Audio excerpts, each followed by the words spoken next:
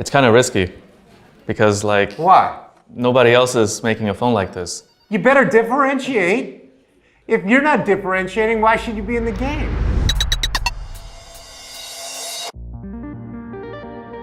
You might have followed the whole startup story of this new company founded by Cravetek. For this guy to then leave OnePlus and start a new company in the same lane, you must be sure that he can make something even better.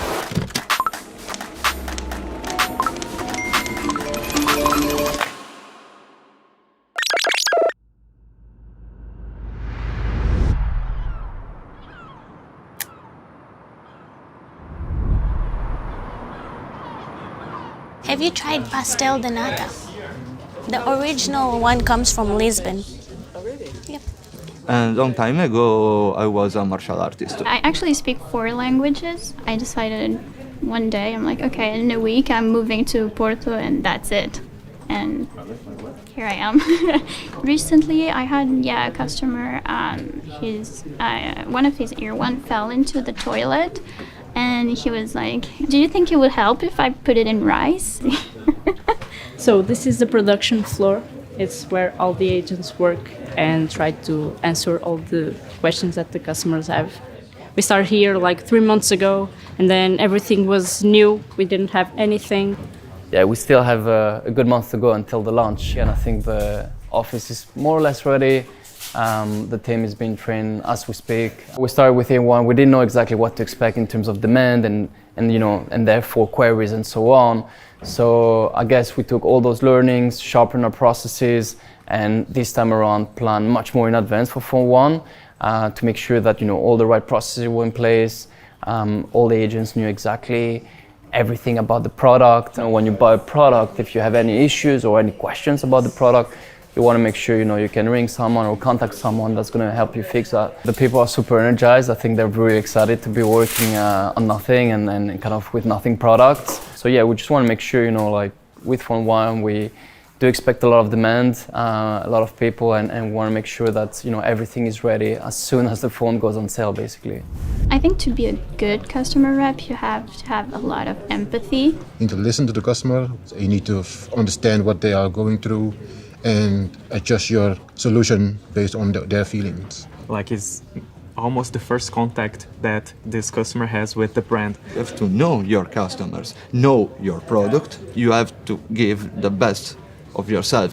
When we solve the customer's issue and they come back saying, oh my God, you guys are great, you solved my situation, it feels like that I made a certain impact on this customer's life. Even if it's just as small as like making their earphones work, it's pretty rewarding. 2 weeks for the launch of the phone. I'm very excited.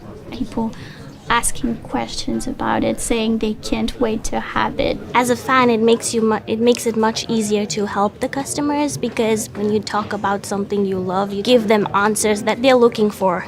It's like being part of history, basically. So I'm just excited to see where it goes, and I'm very energized. So wherever comes, I'm ready. That's what I love about the job, like being able to be part of something way bigger than I could ever imagine. Would you like to see it? Yes. No way, no way. This is serious.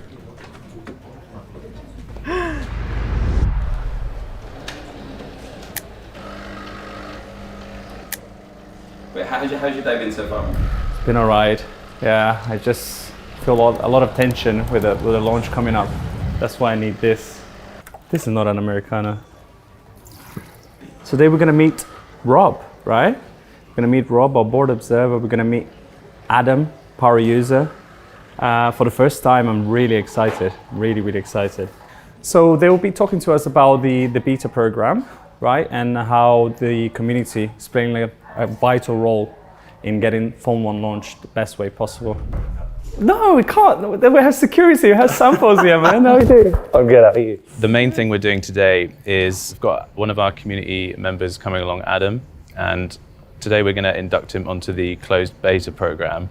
The most exciting bit is that we're going to show him Abra for the first time. He's not seen it, so hopefully there'll be some good reactions from him later on. So the community board observer position is a voluntary role. It's not paid. First and foremost, I'm a fan of the brand, and I think fans are probably more likely to be very candid and honest with their feedback. If you were paid, you were quite likely to have biases and be influenced by the stuff internally. But I just hope that I can do the community justice and bring in their most important and valuable feedback. But it's another one. So the energy in the community leading up to the launch of Phone 1 is it's pretty massive. Looking at the Discord and the forums, it's pretty clear that our community members are super excited for the launch of Phone 1. I think a large part of it is the fact that we've got so many big players from tech working at Nothing, so the expectations are super high. We're gonna have to shut the road next time, aren't we? There's like an army of thousands of people who are willing to put in time to help make Nothing products the best they can be. So leveraging that is really important. And so we're gonna focus on fixing all of the bugs first, and then all those incredible feature requests we've been getting from the community, the product team can start looking at that and start working out what really fits the brand and what's gonna make the Nothing OS different from everything else. You all right? How you doing, man? I'm good. How are you? Good to meet you. Yeah, you too. So you've come from a long way today, haven't you? Yes. How long was your journey? 2.5 hours, so not too bad. It's a pretty fast train. Wow. Yeah. Because we talk on Discord every day, and then you're actually a real person as well, which is kind of nice. Very weird. We've nearly lost our lives like 3 times from trucks running on the pavement here. Let's go in. Let's go in. Let's get it. I'm really excited about joining the beta testing program. Obviously, it's a really unique opportunity. There's not very many people in the world that are going to get this opportunity. So basically, we get kind of the ability to test products, of course. And I think it's really valuable to be able to be part of that and provide direct feedback to Nothing and the product team and the design team and what's working and what's not from a consumer perspective. So Adam, thanks for coming today. Aside from meeting you and for you to see the new Nothing office, one of the things that we would like to do today is induct you onto the closed beta program. So it basically involves doing hardware testing as well. Okay. So basically today we're going to hook you up with an Abra, a Phone 1 device. Okay. And what we essentially want to get from you is for you to kind of, at home, daily drive it, use it as you would, kind of try and stress test it. And I think at this stage, it's all about finding those bugs that you would find organically through everyday use. So obviously, this device is going home with you. And until launch, it needs to stay at home. Okay. Shall I go and get it now? Yeah. Okay. Cool. This is where I drop it on the floor. Oh, wow.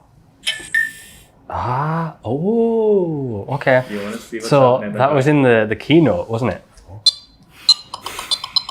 I could probably just play with this all day. Yes. I'm super impressed by it. Like, obviously, we've never seen anything like this before. I was just blown away. It was absolutely amazing. The design of it, you can really tell that it's a Nothing phone as well. And I feel like people are going to love it. That's it, innit? That's it. Cool. Have fun. I'm going to use the phone as my daily driver, seeing how good it is, really. So there's a lot of responsibility on our shoulders to provide the feedback and make sure that it's going to work for every consumer, really. Hey, Tony. Hey, sir, how are you doing? Very good. Good to see you. Good to see you, man. It's been a long time. While building Nothing, we've been lucky to have a lot of OGs in the industry trying to help us. I think Tony definitely has a lot of experience, and he's been a part of kind of reshaping a lot of the tech world. And before we started the company, we really wanted to get him on board as an investor in Nothing because he's been at a large company before, Apple, and been quite successful, and also at smaller companies or his own company like Nest, and also been successful with that. So I'm super in admiration of Tony's accomplishments. You have the phone here, right? There's one in there. Have you seen it? I have not seen it since Akash showed it to me, when it was early, the first thing. But look at that. When you get to see the design, you go, oh, wow, this is cool. This is different. And it has to be different. If it's not different, it's just one of many, many things out there. We don't have the data to validate whether people are going to like this type of design. No risk, no reward. Come on. There's no data except you like it. The Nothing mission is very difficult to be successful. There's so much competition in the space. You have to be different for a reason. And so I'm excited to see this. This is going to be the first kind of challenger brand in the smartphone category in a long time. I think it's going to be like the iPod in a way where the product kind of markets itself. When people are wearing the white earbuds, you could see, oh, that's the iPod. When people are using the glyph interface when it's dark, it's going to get this kind of self-marketing effect. You can set specific contacts to have specific ringtones. Yeah. So over time, you can have this memory on who's trying to call you. And when we're in a meeting, we have a feature called flip to glyph. So we just put the phone like this, it goes on silent, and then when it lights up, you know who's trying to contact you without picking up your phone. So that's another feature we built. And we're discussing whether we should open up the API to third-party developers to play around with, but we don't know yet. I would want to see what people can try with it, right? And see what happens, because you never know where this goes, because your best customers, your best word-of-mouth marketing are the ones who want to do whatever they want to it and then say, look what I did. Like, to me, I'd be like, yeah, maybe we should. See what happens. Maybe we should. I'm really excited to see how not just the customers look at the device, but maybe developers too, and see that there might be a new ecosystem being created in the smartphone world. It's amazing what the team has put together, and to go through first the headphones and getting all of that, not just the headphones, but the whole customer journey, and then to add this to this level of detail in that amount of time. During COVID, supply chain constraints. You texted me you wanted to see the marketing and GTM plan. If you I do. I do want to see. I want to see where we're headed. Yeah. How you doing, my man? All good. Good to see you. Today was to get a general update and to figure out what's going on at Nothing. There's a lot of things going on at Nothing, but really to make sure everything's ready for the weeks to come, because these are huge weeks for the company. This has been the vision of Carl's. So a lot of the culture makers in the world are contacting us. Before, at my previous company, we tried to contact people and they would ignore us. Advice for Carl? I think there's going to be a lot of naysayers, especially with the first phone. People are like, oh, it's just a phone. What's the big deal? I think pay attention to the voices that matter, not to the media that's just going to go, well, what's the big deal? I don't see anything different here. I think talk to real customers who see the difference in the phone and what it means. Okay, we need to get together and we need to keep talking about this customer journey stuff that we started talking about. I want to know where that is. Thanks, man. Thank you. See ya. I'm really excited to get the pulse of what's going to happen over the next 6 weeks. If there's anyone who's going to be able to do it and bring up a new brand, it's Carl.